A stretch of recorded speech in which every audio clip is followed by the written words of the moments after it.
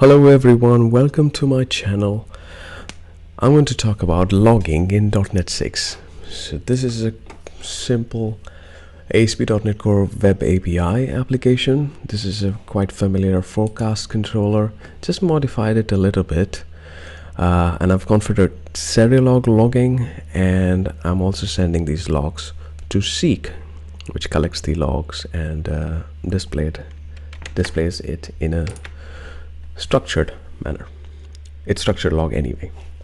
So this is the regular way of logging. Nothing wrong with it. It all works fine.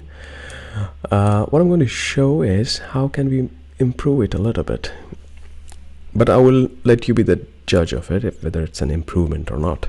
But I think it is for most cases, especially when I have to define a strongly typed log message. So here I've defined a static class which has an extension for logging for the iLogger, and I'm invoking this delegate here, forecast retrieve, and I've defined this delegate here. This is its signature. It's an action delegate. iLogger is what it's extend to, and int is what I want to log here, the forecast count. If there's something else, I would pass something else. It could be a custom type as well. It could be more than one parameters too, but in this case it's just one parameter and it's int. If it was more, let's say another string, I would have it here, or another type, I would have it here. But in this case it's only one parameter and it's integer. And I'm adding this method here, defining it with the logger message. This is a key class that we are going to use. Logger message define for int. Log level is information level. I'm adding an additional property in the structured log called event ID. And this is the string for that message. And this is a template for the count. Now let's see how we can use this here in the controllers. Instead of this regular iLogger log information, I have a strongly typed method for it. Logger dot forecast retrieved. The count. I'm going to pass the count. Dot length. It's all good. I can take this off. I'm going to run this application, .NET run. It should be a few seconds. And then if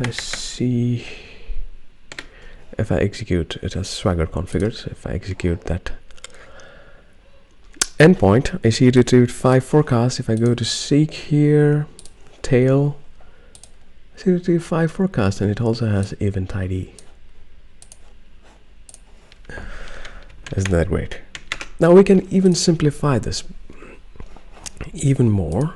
Well, you don't really need to define your logger message and everything. You can use source generator for this. How would you do that? Well, one way to do it is make this class partial and define a partial method here. Partial void forecast. Let me make the method name same as this one, forecast retrieved. It takes one parameter, the count, forecast count. That's it. And I'm going to tell the source generator to generate the source for me, like the action delegates there. So I'm going to tell the event ID is this, log level dot information, and the string template just very similar to this one. In fact, exactly like this. Find it here. And instead of using the extension method that we defined earlier, we're just going to call our partial method.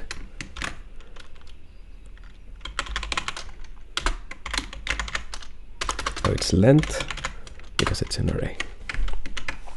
All right, I'm going to close this down.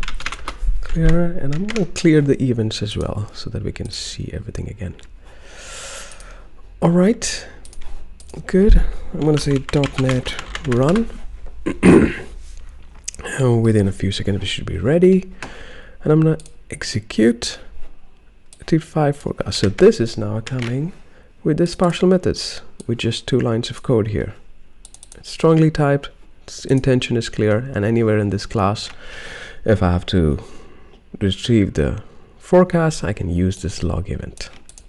If you see in seek, you may as well find it here. It also did an additional event name for you. So that's it for today on logging in .NET 6. Remember, the source generator is in .NET 6, but the action delegate, I think you could have used it in .NET 3.1 as well. So thank you for watching. Please subscribe and like this video to support this channel.